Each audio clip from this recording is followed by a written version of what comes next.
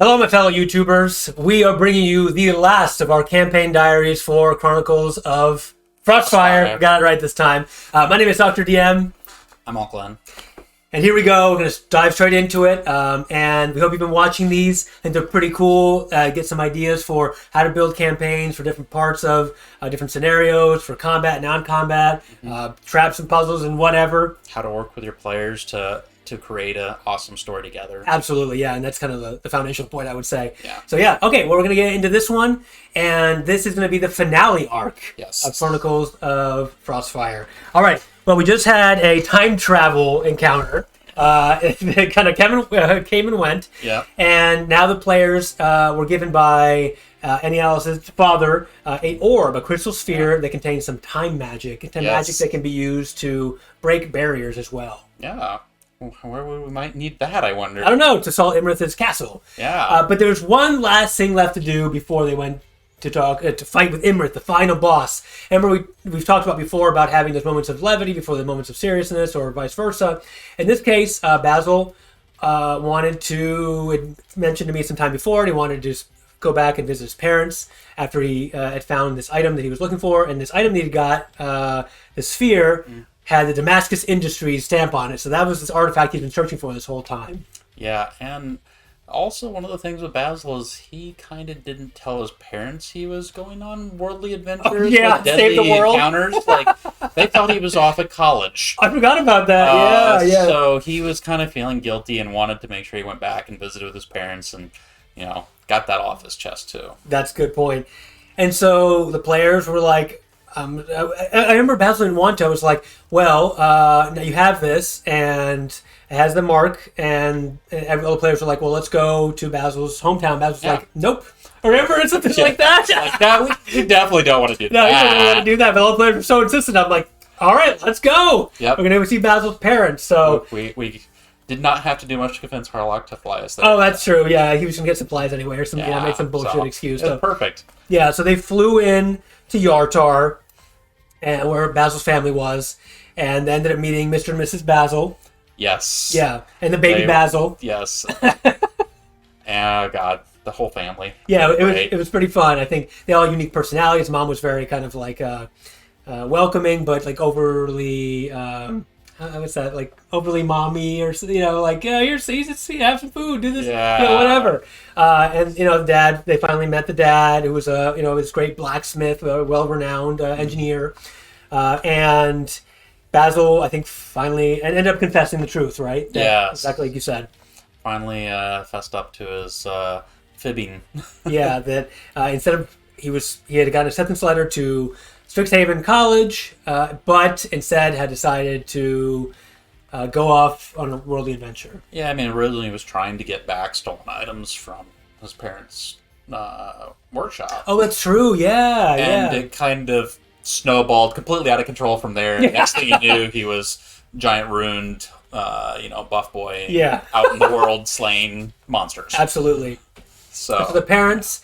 Basil talked in earnest about that, and it was tough for him. Yeah, he wasn't sure, and he was trying to get away from it, but everyone else was like, "Come on, Basil." Yeah, and I think there was a situation where the mom was like, "How was college?" And everyone was like, college is great. We're all college friends," or something like that. That was great. So they were kind of covering for Basil, right? Yeah, so I totally look like I'm still in college. Oh yeah, I was like 50 years old or whatever. Which you can go to college at any age, but still. Yes. Definitely go to school. Yes, absolutely. But eventually, he said, okay, well, here's the truth. I've been adventuring, whatever. Mm-hmm. And, but it turns out that Basil's parents had been kind of hearing about what had been happening around the realms and kind of made a connection that this had been Basil. And so they were like, Basil, you are Damascus, right? And Basil's like, yes, this is so cool. He's like, all right.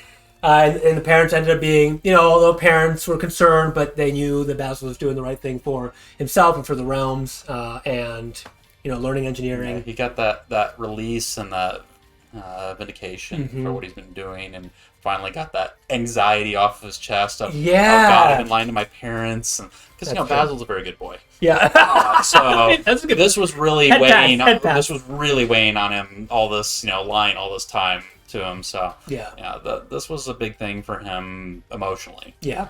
So, again, I wanted to make sure that was something that was taken care of before the final fight, of course. Yeah. And so they had some time then to all the characters collectively to chat a little bit, to prepare mentally for the fight that was coming up, right? Yeah, and that was like a thing for like Molly and John. Like, here's these parents with a little baby and a kid, and they're about to have a kid of their own, and that was kind of a moment for them where it's kind of sinking in what it's like to be parents, what it means to be parents, which I don't think had fully hit them yet at that point.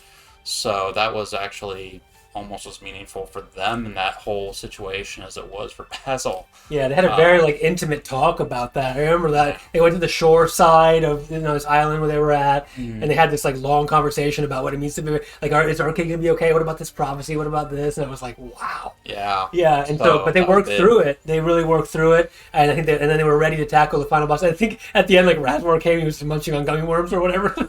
So yeah, it was really cool. Yes, Mom was just pulling gummy worms out of nowhere. Yeah. You want some gummy worms? Yeah. So Basil's parents are, they're good people, but they have a little bit of some side gigs too. They do some side hustles. So yeah, it was a lot of fun. Raswar recruited them for military supplies for the upcoming war. That's right. Yeah, the upcoming war. Always looking forward to that next big war. Yeah, Raswar loves his war. Yeah, loves the combat, loves fighting. So and I found a shiny little Damascus handgun too. Yeah, ready to sidearm. Pretty sweet.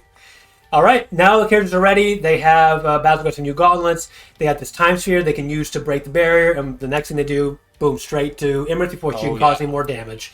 And Basil has this cool moment where they're on the sky ship, and she's using this time, channeling this energy, and breaks the sphere. It's shatters into pieces, and this is a giant, covering this huge castle that's floating in the sky. Yeah, like a whole floating island, essentially. And so they sweep in, and there's a couple, I think, there's some light, as a puzzle or whatever to get in there. Yeah, we had to get through the initial door, and then we had to figure out how to get to where she was, because Raswar, as usual, was eating his dingo finding food. God, what was that stuff called? Marmot. Yeah, so he could tell that the dragon was underneath us, and we're like, we got to figure out how to get underneath the castle. So there's a little bit of puzzle solving involved there, trying to figure out how to get down there. I think we ended up having some pestle or something we had to get. Yeah, it was a logic puzzle about if this is the right way or that's the right. I forget exactly. Oh, they had to recite the thing off the an oath off the book or something. Oh, John they did. They had to recite an oath. In Draconic, I think. Yeah, and so he used all their combined intellectual and powers to get through everything. And I had more stuff planned for traps and stuff, but it was getting to the finale. I didn't want to, there to be too much. I don't know, dragging waiting. dragging on. So it was okay, after they kind of made their way in there, I'm like, boo, okay, this is time for Imrith. So it's go time. So they get down there, and there's this arena, the dragon's in this cave, and Imrith has got a giant horde. Yeah. And Imrith is like, what are you doing here? Your life's already forfeit because Tiamat's coming, basically. Yeah. And all the players were like, bro. You're going down. You're going down it's too... You're going to pay. Yeah, absolutely, for everything she's done. So that battle was 2 hours long. I know some D&D battles are, longer. Maybe you've had in your home games or whatever, but we all, we're trying to do the show and stuff too. But so this was a long battle for everybody. Yeah, and the thing is, when it's that epic of a battle, the kind of stuff that was going on in the battle, it doesn't feel that long as a player. Oh, no, absolutely. You're like, oh, it's already over? Yeah. What was that, 5 minutes? Oh. So as long as it's everything, it always keep it pretty tight, and there's a lot of action happening. And I didn't, in this battle with Imrith, I didn't just do she didn't just do claw bite. Oh, yeah. Remember, she burned to the ground. There was layer actions. She was firing off lightning bolts. She was tackling stuff. All the players were going in. It was. You remember all that? Cratering the floor and busting down pillars. Oh, that's right, yeah. And killing me instantly. And oh, yeah, you were slain. Your double hit points were done by, I think, the breath weapon or some kind of crit or something. Yeah, I'd already taken a little bit of damage from some of the incidental stuff when she was doing, layer actions. Because I think she lightning burst the whole area, yeah. Mm-hmm. And so, that was kind of low already. And then all of a sudden she's like, oh, you over there, breath weapon time.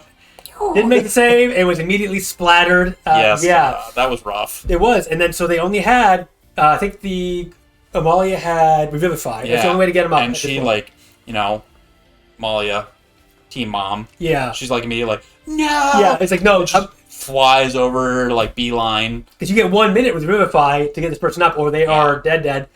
For good, and he was slain already. Like I mean, as far as like needing at that point a stronger spell, Resurrection or whatever. Yeah. So the first thing she did was like, okay, I love all you all, but Enialis is dead, so I'm gonna go for him right now. And they were like, and so everyone was trying to hold off Imrith, and Basil like grabbed Imrith by the tail or whatever, and so ended up being her turn. And oh my gosh, it was insane. Amalia ended up having just pretty much just heal the whole time. Yeah, she's Like basically made a tent over my body with her Aasimar wings. I forgot about that. Because another breath weapon came off or something. She took damage for you. Me. I forgot about that. Holy cow! And so literally, she's like this just shield over me. Yeah. I just pop up like this barely alive guy, like firing arrows off, and flopping back down. Yeah, and it's like, and John ended up transforming into dragon form, and she took him out of his dragon form, doing so much damage. Yeah, and then wrecking. and then everybody, and like ended up.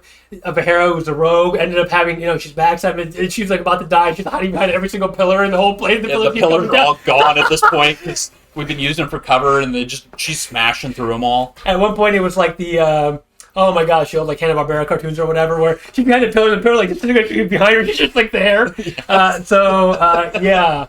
So it was like Wile E. Coyote like kind of stuff. Yes. Oh God.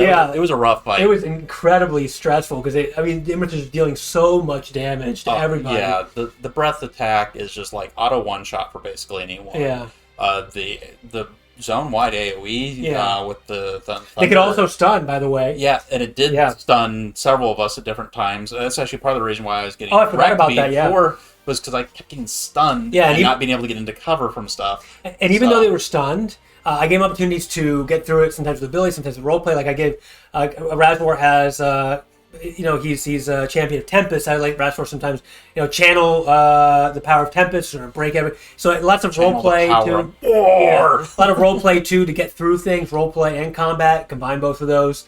And yeah, I mean, like I said, when John turned to dragon, John has like an extra like 300 hit points as a dragon, and he took it down there, and oh my god, it was insane. But they ended up winning in the end, just barely, and we were in rough shape. Everyone won. We got her. You did, and then I want to say that it was almost over, except for.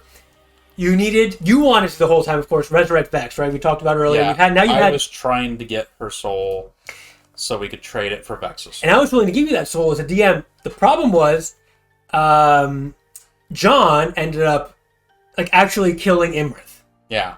So Imrith, her body, her soul was leaving to the dragon ear. Same thing that happened with Vex when she died. I was like, well, because you were all like, no, wait, don't finish her off or whatever. And John, who, as a dragon, it just was too much for him to bear, and so he just ended up just finishing her off. And so I was like, that's not on me. I mean, that's it. She's dead. We were not happy. But I had another ace up my sleeve in this one, which was another NPC that I had been ready to unleash at some point. Do you remember this NPC? Yeah, creepy, teleporting behind us. It's a creepy guy with a bunch of shredded cloaks and belts and all sorts of and a mask. I don't know who this person is. But this person somehow was able to had the ability to yoink. Yeah, the soul. The soul. Yeah. And didn't want to deal anything. Well, no, they didn't want. They wanted something from you. What was that? They wanted us to continue fighting against Tiamat. Oh, continue fighting against Tiamat. How convenient, huh? I know. I mean, sure, we're doing it anyway. Yeah. Hand over the soul. Yeah, so you got the soul, but in exchange, this person got the dragon itself. Yeah, they just kind of took that into a small cube. So we'll see how that shows up, and that's more foreshadowing for the future. Okay, and that's pretty much the end. They ended up, Enialis got the soul, resurrected Vex. Yeah, I mean, I booked it thinking, we need to get back to the Blood Isles, we need to get this done. Mm-hmm. We get outside, and a random canary that's been falling. Oh my god, I forgot about that. We mentioned the canary that Fizzban, i.e. Bahamut canaries, and one of the canaries actually ended up following Raswar for a while. Yeah, and it ended up with them the whole time. And they're always wondering, they're like, who is this canary? And they knew it was a dragon, obviously. But they were like, who is it? And I was like, I'm not telling you. Yeah. Figure it out. And it was only right before, remember Basil got it? Yeah. Right before it happened, Basil was like, wait a minute. Is that Vex's wife? Yeah. And I was like, yes, another it is. flashback to Avernus. So. And I was like, yes, it is. And this was from 2 campaigns ago. Not even for these characters, like a different campaign. Yeah, the Avernus campaign is an entirely different set of characters. Yeah. So. And so I was like, wow, it's super insightful as a player. She knew. Yeah. And so, it ended up being Vex's wife. There's a big tearful reunion there. Yeah, and all players. Vex pops out of the soul. Her wife turns back into a dragon, or into her demi form in this case. Mm-hmm. They have a tearful reunion. We all freaking hug pile yeah, on that's true. Like, yeah, and then they mention the reality of things, which is Tiamat, despite their best efforts, Tiamat is rising, and that a war is started. A war has already started. Yeah. Although they saved, they fixed the giant ordning and they took care of Imarith. The rise of Tiamat is a reality of things, and the second Dragonfall War was basically already started. Yes. So, and that's where this campaign ends. Chronicles of Frostfire and Chronicles of Legends begins. And boy, does it begin. Oh, boy, does it begin, yeah. But you will get a fun little adventure coming up soon, kind of in between. So we have a side story, yeah, which is a bit of a fun hangover kind of thing. Yeah, it's just a goofy little romp, just to everyone have a little bit of fun, relax before the big stuff starts happening. Yeah, the big stuff starts happening, where I listened to all my players, and I kind of gave them what they want. So this is the last of our campaign diaries for Chronicles of Frostfire. Yes. Again, hopefully you found something useful here that you can use to take for your own games. We tried to break it down a little bit, give you the DM and the player's perspective on all of them. We thank you very much for watching all this. We hope to do this for other campaigns too. If you like it, let us know. Yeah, I'd love to go through and do this with our Avernus campaign, because again, like I think we mentioned a couple videos ago, some of those characters are going to be popping in and out. I think we've already seen 4 popped in for Raswar's little side story. So, I mean, some of that stuff might tie back in. You never know. Yeah. I'm always I don't know. I'm always tying it in, baby. So cool. Yeah. Well, again, please leave us a comment if you like these kind of explainer sort of campaign diaries. What else can they do?